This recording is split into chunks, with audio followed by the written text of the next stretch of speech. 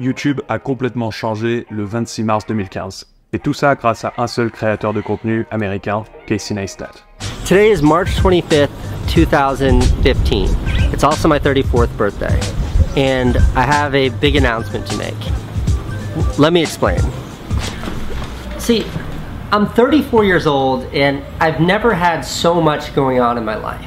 Le 26 mars 2015, Casey Neistat sort son premier daily vlog, c'est-à-dire qu'il va uploader un vlog par jour jusqu'au 5 novembre 2016, soit pendant à peu près 18 mois, plus de 500 épisodes consécutifs. Ces daily vlogs, ils ont eu un impact monstrueux sur YouTube et ça a complètement changé la façon dont les gens créent du contenu sur la plateforme. On va voir ensemble quelles leçons on peut en tirer et comment l'exemple de Casey Neistat peut te permettre de devenir un meilleur créateur de contenu aujourd'hui. Forcément, ça fait bizarre de dire que c'était révolutionnaire à l'époque de faire des daily vlogs. Pourtant, quand on est en 2015, au moment où il sort ses premiers daily vlogs, et ben YouTube, ça ressemblait pas vraiment à ce à quoi ça ressemble aujourd'hui.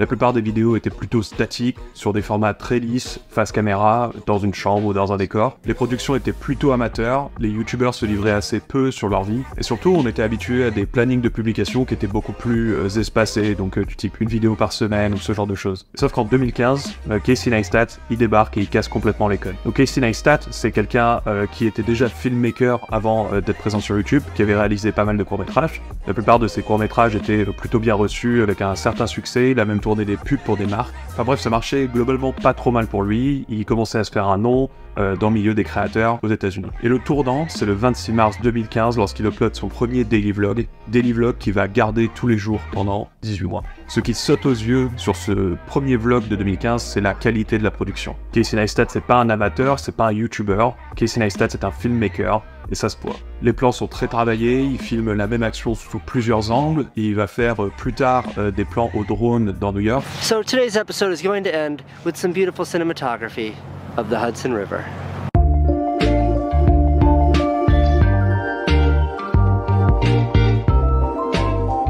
Se filmer avec des caméras à 360 degrés.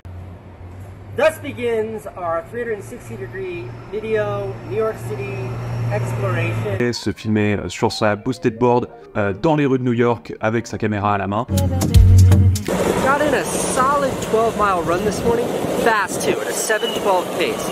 Felt great. I love springtime running in the city. Bref, il a peur de rien, il sort son matos, il l'utilise et il produit énormément ses vidéos. Tout est très bien soigné, le choix des musiques, le montage, le storytelling, les sujets, tout est excessivement travaillé. Et tous les jours comme ça, il va répliquer cette qualité de production, il va parler de sa vie, raconter son quotidien, parler de choses qui l'animent, parler de causes sociales également, enfin des choses qui le travaillent au quotidien. Il faut aussi se rendre compte qu'en 2015, faire du daily vlog, c'est pas aussi simple qu'aujourd'hui. Il n'y avait pas de caméra vlog, il n'y avait pas tous les outils d'intelligence artificielle pour faire son montage à sa place, etc. Casey Neistat, c'est quelqu'un qui utilisait un Canon, un réflexe, avec un gros objectif, un grand GorillaPod et un énorme micro sur le dessus de la caméra et qui se baladait avec. This is the camera that I try to use for all of my shooting because it looks good. This directional mic up here is pretty good.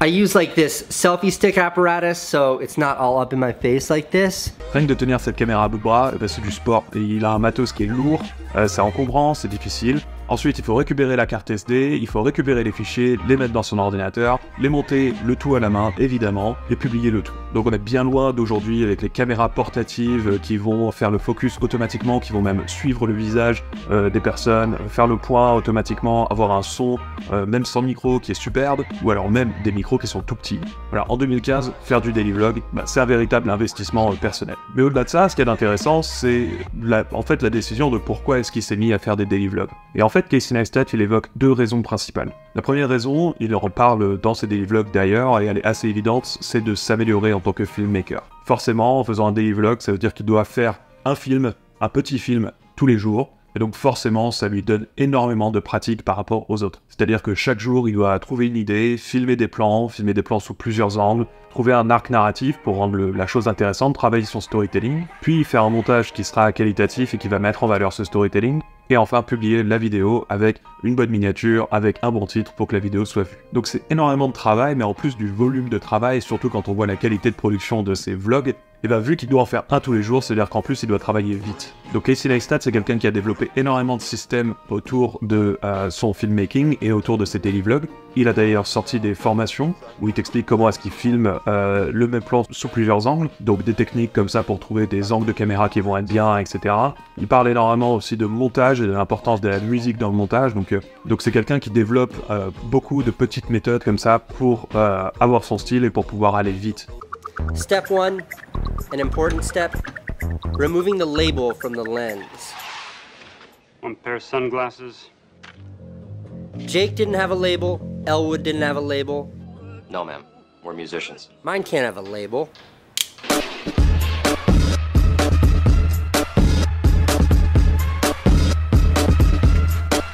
La deuxième raison, qui est plus intéressante et qu'il a évoquée en fait que très récemment, c'est que Casey Neistat souffre de TDAH, de ADHD en anglais, c'est un trouble de l'attention, et il explique que pour lui c'est très difficile de rester motivé sur une tâche très longue, qu'il se lasse, qu'il finit pas ses projets, qu'il passe à autre chose. Et donc pour lui, par exemple, l'idée de faire un film, un long métrage, ça lui semble impossible. Et il dit que du coup, pour remédier à ça, il s'est dit que il pouvait pas travailler sur un long métrage, mais qu'il pouvait faire un petit film tous les jours. Et ça, c'est intéressant parce que c'est la raison pour laquelle il commence le daily vlog. Il n'y a pas tellement de réflexion autour de ça va fonctionner, ça va pas fonctionner, ce sera optimisé pour l'algorithme, etc.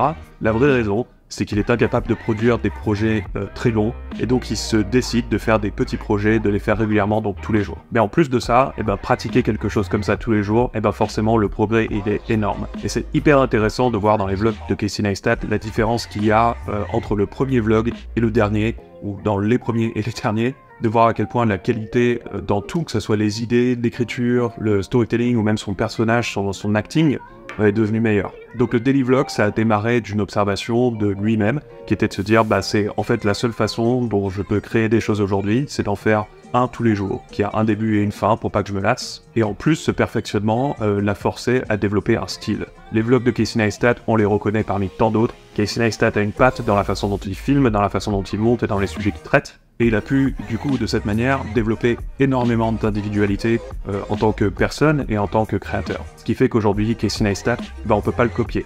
On peut copier son format, il y a beaucoup de gens qui se sont mis à faire du daily vlog, mais on peut pas copier son talent, on peut pas copier ses méthodes de travail, on peut pas copier son storytelling, on peut pas copier son montage, on peut pas copier ses plans de caméra.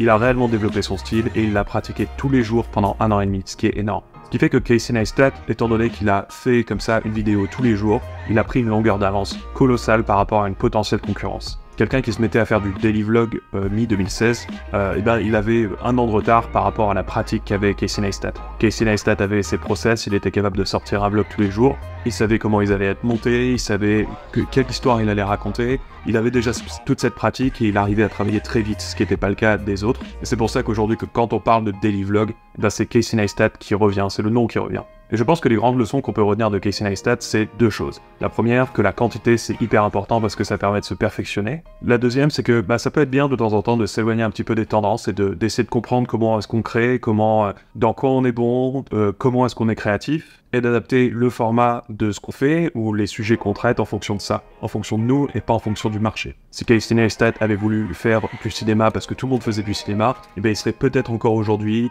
en train d'essayer pour une énième fois de rester focalisé sur son film pour le terminer, il l'aurait sans doute jamais fini. Mais enfin, pour terminer, j'aimerais parler d'un sujet dont en fait on parle assez peu, c'est le sujet de la niche. On parle énormément sur internet, chez les créateurs de contenu, dans le business en ligne, etc., de parler de niche, c'est-à-dire d'être dans un domaine, de ne parler que de ça, de savoir quelle est son audience et de parler précisément à cette audience. Or, Casey Neistat aujourd'hui, c'est quelqu'un qui n'a pas de niche parce que la niche, c'est lui-même. C'est difficile de mettre Casey Neistat dans une case, ce qu'on sait, c'est que Casey Neistat, on le connaît lui, on sait de quoi il parle, on connaît son style, et finalement on le regarde pour lui. On le regarde pas pour les sujets qu'il traite, on le regarde pour lui. Et Casey Neistat, c'est plus vraiment un vlogueur, il sort des vidéos YouTube de temps en temps, je pense qu'il fonctionne un petit peu à l'inspiration. Il veut certainement pas reprendre le daily vlog parce que ça l'a mené à un burn-out. Et même s'il a été connu comme vlogueur, ça reste un créateur qui est hyper suivi aujourd'hui, que les gens suivent pour ce qu'il est lui, et pas pour la niche qu'il représente. Et d'ailleurs ça s'est bien vu dans une vidéo qu'il a sortie il y a environ un an, où après avoir déménagé de New York pour Los Angeles, il a décidé de rentrer à New York et a fait une vidéo pour dire qu'il revenait. Et dans les commentaires de cette vidéo, on voit énormément de gens qui sont hyper contents du retour de Casey Neistat à New York parce que pour eux, New York rimait avec Casey Neistat. Beaucoup de créateurs aux États-Unis sont venus s'installer à New York à cause de Casey Neistat. Beaucoup de créateurs ont l'impression de connaître New York grâce aux vidéos de Casey Neistat.